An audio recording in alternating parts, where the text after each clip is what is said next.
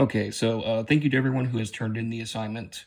There are a couple things I just want to go over because I've seen a couple mistakes that I just want to make sure that we rectify before we move on. So one thing to keep in mind is every problem should be at least set up sort of the same way.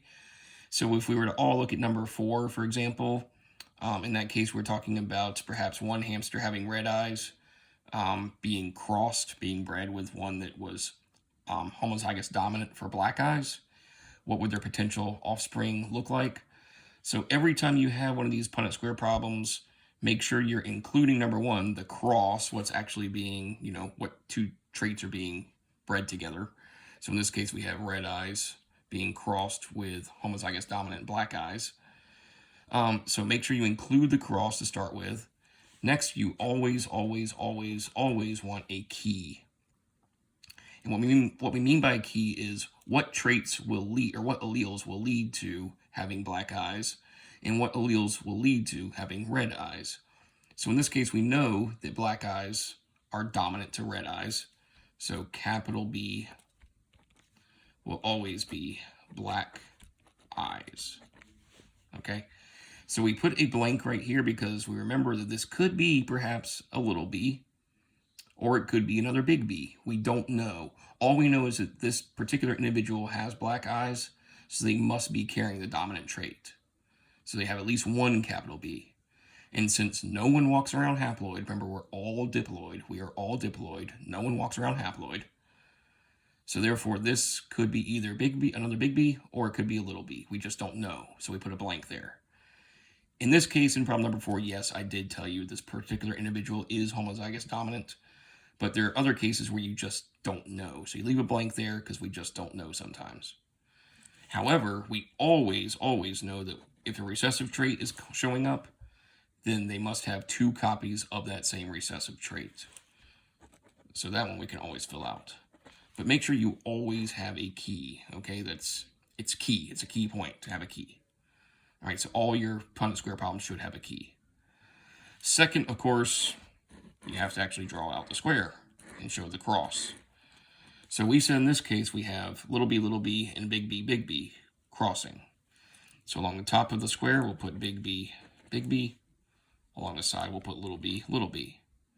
So big B here with little b there, it's going to, of course, be big B, little b.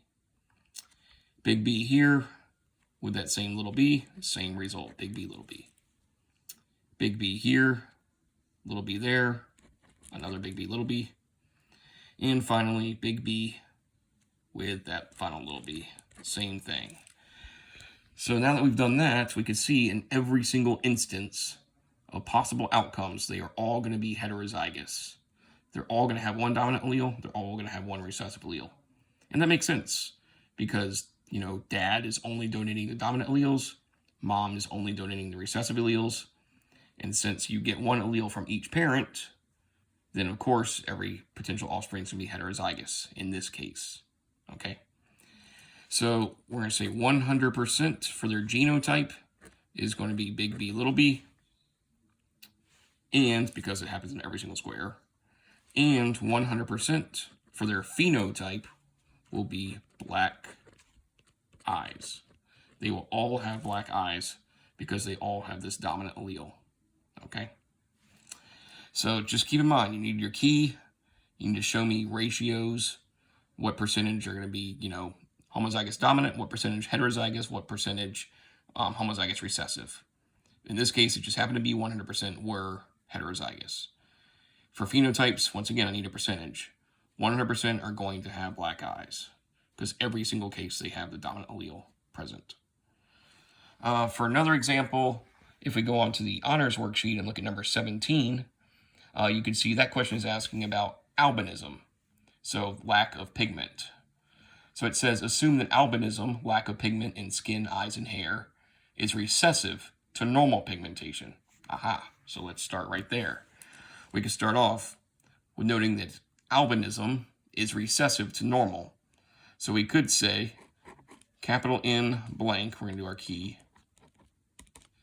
capital N blank will be normal pigmentation.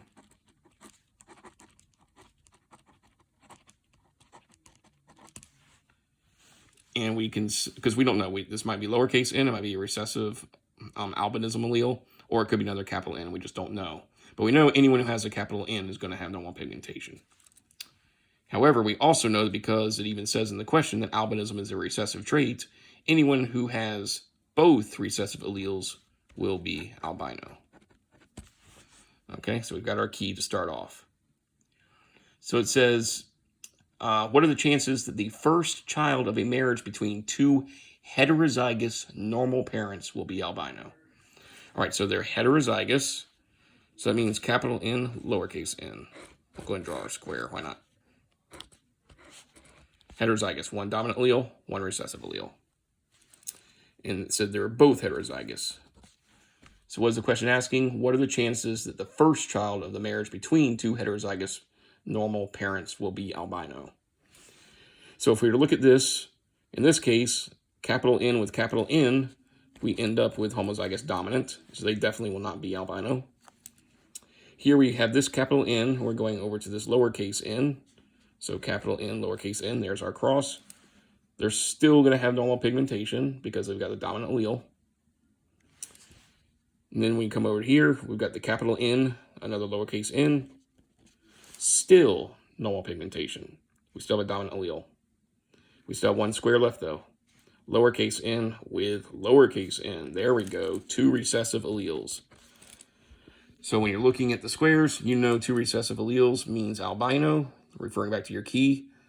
So we know that this child here would have normal pigmentation because two dominant alleles.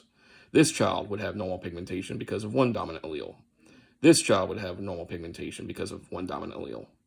However, this particular outcome here, 1 box out of 4, so 25% chance child will be albino. 25% chance albino. And what are our ratios here? We have one heterozygous dominant, homozygous dominant, homozygous dominant, homozygous dominant, homozygous dominant, capital N, sorry. We have 2, this is what I was trying to say, heterozygotes, C capital N, lowercase n. And we have 1 homozygous recessive. So we have a 1-to-1 ratio for genotype.